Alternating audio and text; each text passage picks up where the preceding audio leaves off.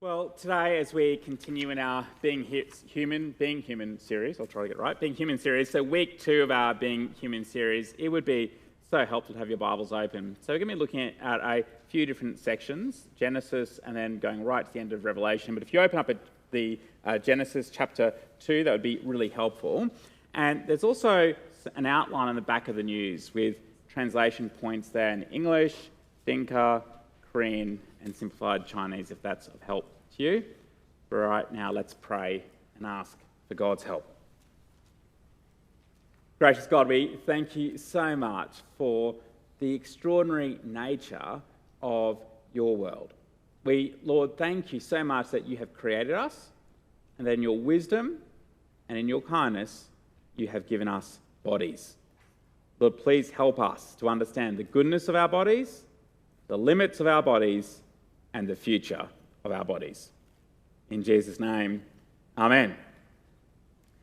Our physical bodies and our physical world are extraordinary.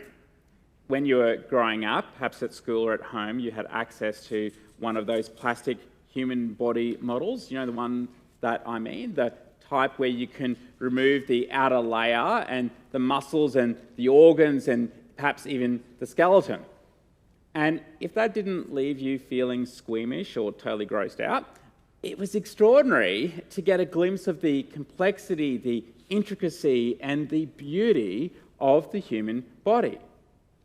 And of course, as physical beings, we don't live in some sort of isolated vacuum, but we're embedded in the context of a physical universe. We are equipped with senses of touch, taste, sound, smell, and sight to relate to the physical world around. Part of being human means we are embodied beings in an embodied world. Yet, we often have a strange or even an uneasy relationship with our bodies and the physical world. Make too much of it, we end up worshipping it and grabbing at it for more. Make too little of it, we end up thinking our bodies or the world just don't matter. Not too long ago now, there was a TV series called Years and Years. The show tracked the fictional day-to-day story of the Lyons family who lived in London in the not-too-distant future. In the series, they especially considered how changes, including technological changes, shaped their life and the society of which they were part. It actually really wasn't that unbelievable. Part of the story was about the youngest daughter Bethany, who felt so uncomfortable in her body, in her skin, that what she really longed for, more than anything else, was to become transhuman. That is, she longed to escape the physical confines of her body and instead have her identity, her personality, her very being digitally captured and somehow uploaded so that she could solely exist in a virtual world in perpetuity, or at least until someone switched all the servers off. Now, that might sound pretty outlandish, but there's actually people working towards this very aspiration right now. Is that the sort of hope that we hold for humanity? Digital avatars wafting around in a digital world? We might say, of course not. Yet sometimes the great hope for heaven has been presented as something not too different from this. A hope of sort of simply shedding our bodies and living in some sort of spiritual realm alone. But that's not the Christian story of the Bible. We are embodied beings living in a physical world, awaiting a physical new creation. Our understanding of that will shape what we do with our bodies, how we treat other people in the world, the sort of future we anticipate, and what we make the object of our praise. So let's explore this in 3 parts today: the goodness of our bodies, the limits of our bodies, and the future of our bodies. So first, the goodness of our bodies. Let's pick up at Genesis chapter 2, verse 7. Then the Lord God formed a man from the dust of the ground and breathed into his nostrils the breath of life, and the man became a living being. We saw last week that we're made in the image of God, but here we see that God makes us with dust and breath. Remember, this isn't God's step-by-step guide on how to create a world. It's so poetic in form. We see that not only is our tangible physical existence part of our very being, it's part of what it means to be human, but God was the one who breathes life directly into us. That's incredibly humbling. We're from the dust. We're part of God's created order. We don't exist apart from God's created order. And the life that we have also comes from him. We are different from the rest of the creation, but we are also part of God's creation. You know, humans are really quite clever. We are capable of so many extraordinary things. Think about it right now. Some people are even trying to help us be interplanetary species. But because we are from dust and breath, we are not only dependent on the physical world that God has created, but our life ultimately is dependent and owes its very existence to God alone. God didn't just write an app or design a virtual world. We're not bots running some code. But God created a whole new thing. He brought matter and energy into being. When we read dust, consider how God brought about every single elementary building block of the entire universe. You know, over the centuries, people have theorized and observed what might be the tiniest, the most fundamental building blocks of the universe, only to time and time again discover that there's even more and more and more behind the atomic curtain. Atoms, elements, molecules, along with all the ways in which they interact. The way that we experience the world with light, heat, touch, sound, and taste. You know, seeing the glory of a sunrise, the sound of a laugh, the gentle touch of a loved one's hand, the warmth of a fire, the taste of your favourite meal, the smell of coffee. You know, these are all part of the goodness of the way that God has created us and planted us as physical beings in the world.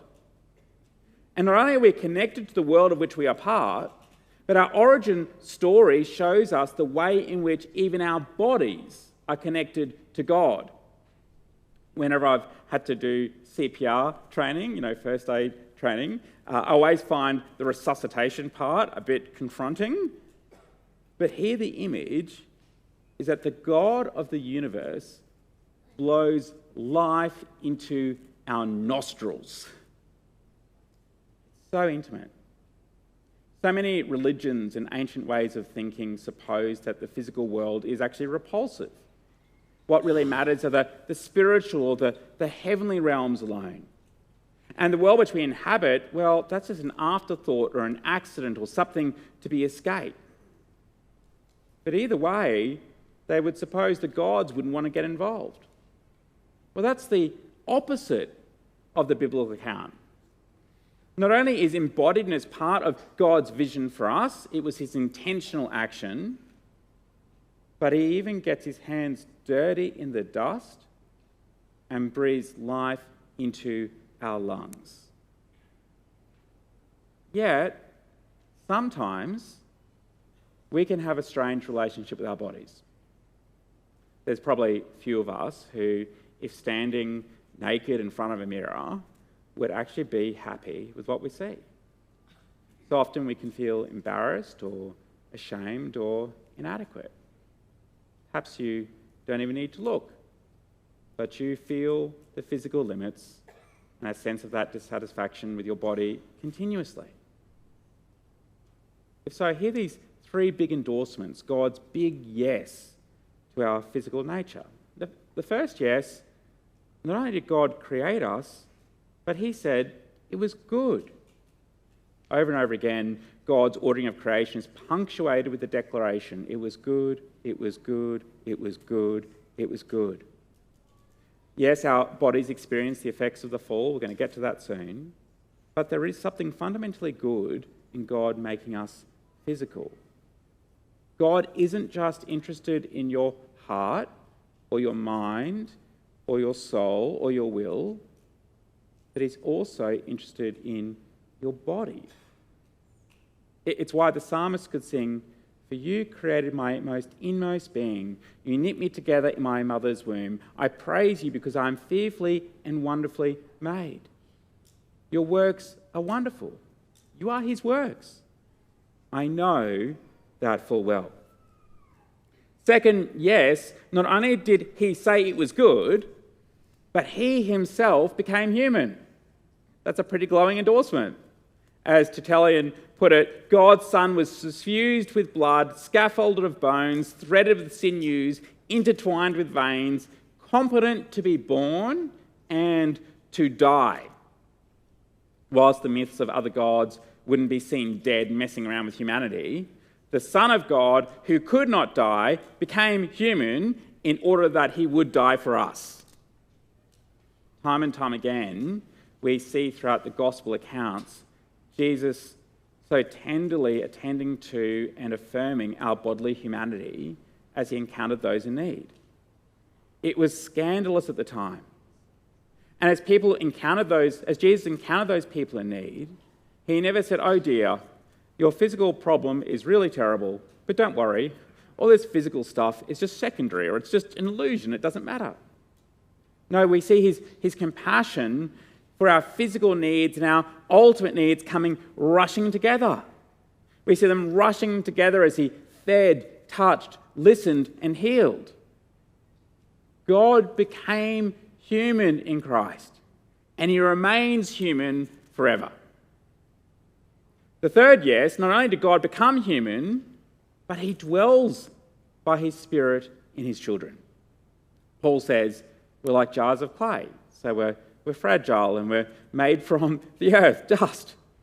Yet in God's extraordinary generosity, he comes in power and resides in us as the treasure of treasures. That's the goodness of our bodies. Second, the limits of our bodies. So Genesis chapter 3, verse 16.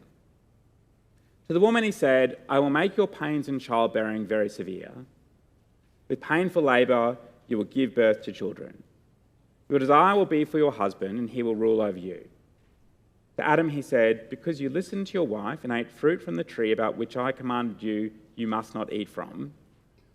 Cursed is the ground because of you. Through painful toil you'll eat food from it all the days of your life. It will produce thorns and thistles for you, and you will eat the plants of the field. By the sweat of your brow you will eat your food until you return to the ground, since from it you were taken. For dust you are, and to dust you will return." The devastating and catastrophic effects that sin has on the entirety of creation is ever so confronting. We experience that. We witness that. God designed us to be dependent on him and on his world. That's in part what the tree of life from which we were to eat is all about. We ought to embrace our dependence on the God who sustains. But of course, that's not how it plays out. As humans effectively say, "We don't need you, God. I want to be the God and the ruler of my own life," we begin living a lie. We become trapped in the impossible situation, the impossible position of sustaining and saving ourselves. We cannot make it on our own any more than the 2-year-old who threatens to run away from home. And the result is that as sin enters the world, all of creation feels the effects. In our bodies, the fragility and the pain we experience, in how we relate to each other, of the way that God's entrusted rule becomes distorted, in how we relate to the world. that even the soil of the ground will be difficult to tend. It's totally messed up. We lament and we grieve our part in it. But Paul describes it like this. We know that the whole of creation has been groaning in the pains of childbirth right up to the present time. That the whole of creation feels the effect of our sin. That's pretty obvious when we look around. We were entrusted with so much responsibility of God's creation to rule for good, but as we took something that was not ours, the damage extends to all that was entrusted to us. Death and decay enter the world. From dust you are, and to dust you will return. That's the big picture of the effects of our brokenness in a physical world. It's why simultaneously we can love and delight in God's creation, yet grieve and long for things to be different, and at the same time struggle to discern what it means to be faithful with our bodies in a broken world. Two of the ways that we can feed the brokenness is what we do with the over-desires of our bodies and how we respond to the limitation of our bodies. Over-desires of the body are just nurturing longings in a way that is out of step of God's plans. So, for example, food is good, food is really good. Eating is part of how God created us. But over-desire food and make it the object of your life, well, it's going to turn into something altogether different. You know, sex is good. God created sex to be shared in the context of marriage, but over-desire it, and you'll seek it out in all sorts of ways, doing all sorts of damage, out of step with God's plans. Now, let me be really clear. The fact that we have bodies, and that those bodies have limits, is not necessarily a sin. The fact that we get tired, need to eat, drink, breathe, relate, and interact, they're all part of God's created order. But we must not make those things into ultimate things. One of the biggest over-desires in our culture, which sometimes can be completely invisible to us, is actually materialism. You know, we're often rightly so concerned about different types of moral conduct, yet we can be completely blind to one of the biggest challenges of our culture, which is grasping for and holding on to material things.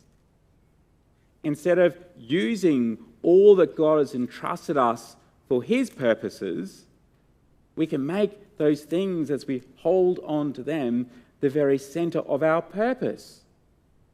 And that has all sorts of effects on our hearts, our priorities, of where we invest our time. But the grasping of more also spills out and affects the whole world. It affects the poorest of the world. And of course, it affects the world itself. Recognizing that our bodies are broken, we resist feeding the over-desires. But we also pay attention to how we respond to our bodily limitations. Now, often when I encounter my physical limitations, like I'm tired, I often feel like that this is some sort of constraining bear hug, restricting me, holding me back, when actually some of those limits are just part of how God has created me. They're not like a constraining bear hug, but more like a warm embrace, inviting me to trust that God is God and I am not. When Patrice and I lived in Noosa about a decade ago, one day I was riding my bike and bounced off the front of a four-wheel drive. It wasn't really the best day, but I broke my wrist and it was really miraculous that nothing worse happened. When I saw the surgeon, I said to him, not really as a question, but more as a comment, "It's fine for me to drive, right?" He said, "You cannot drive a car for 4 weeks." Now, when I heard that, I didn't actually really like the answer, so I thought I'll reframe the question. I said, "But it's okay just to drive with one hand." And he immediately responded, "It doesn't matter how many ways you ask this question, the answer will always be the same. You cannot drive the car for 4 weeks." So picture this. Here I am, battered, bruised, cuts to my face, my arms, my legs, my forearm in a plaster, my arm in a sling, and I'm still finding it difficult to accept the limitations of my condition.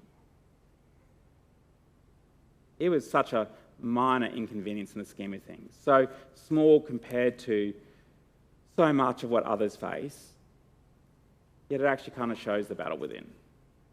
And I suspect I'm not alone.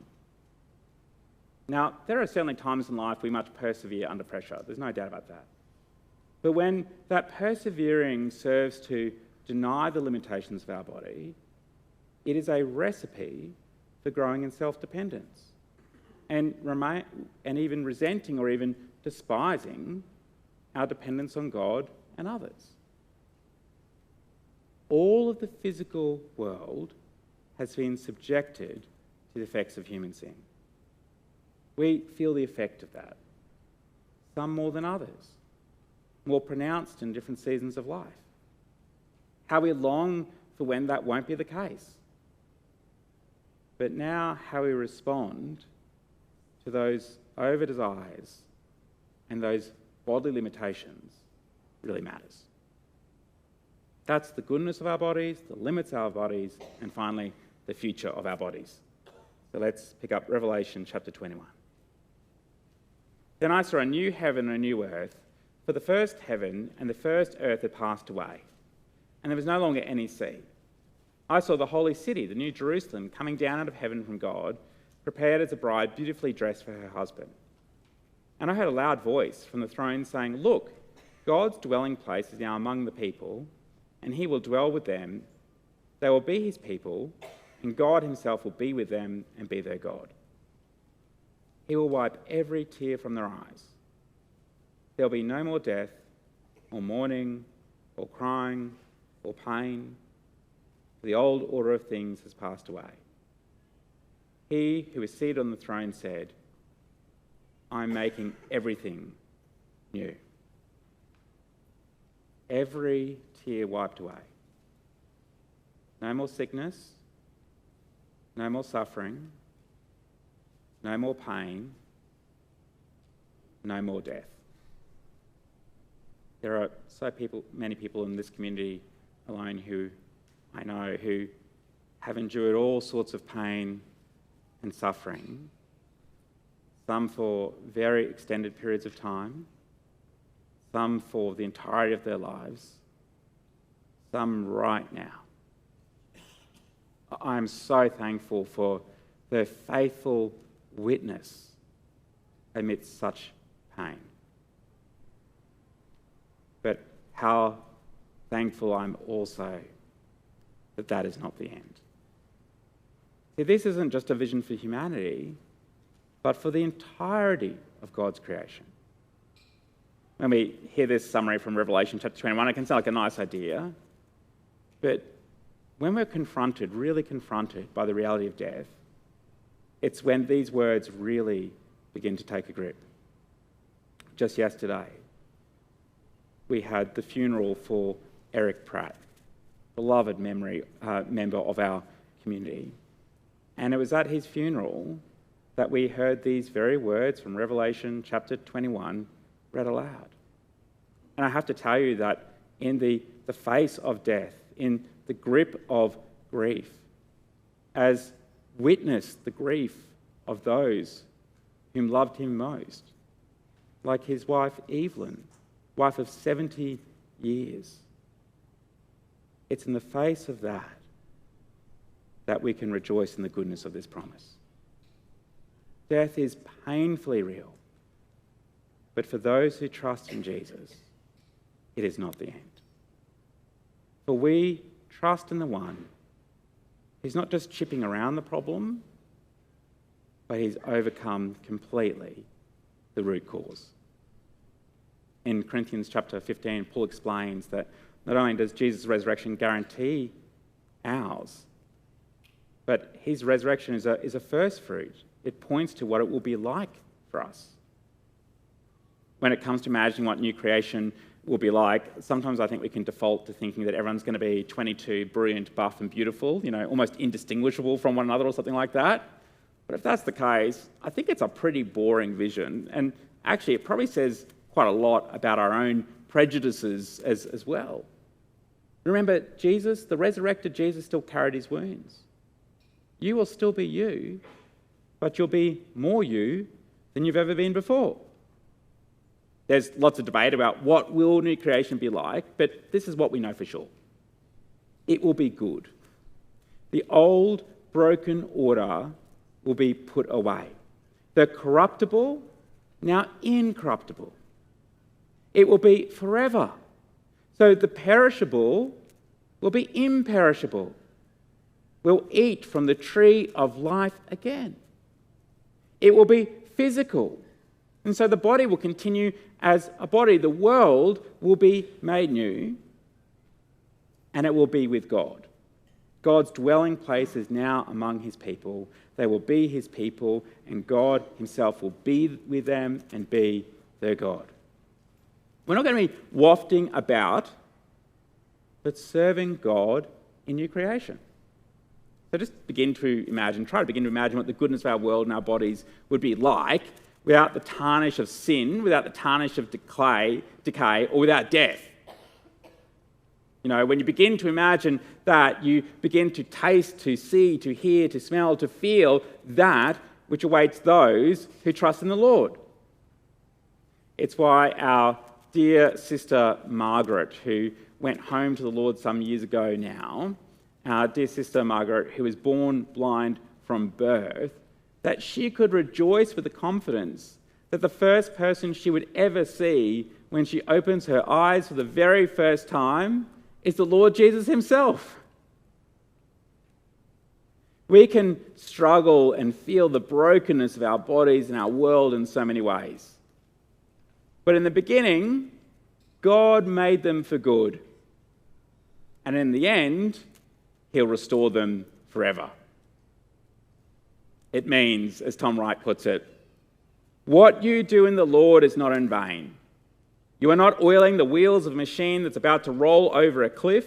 You are not restoring great painting that's shortly going to be thrown onto the fire. You are not planting roses in a garden that's about to be dug up for a building site.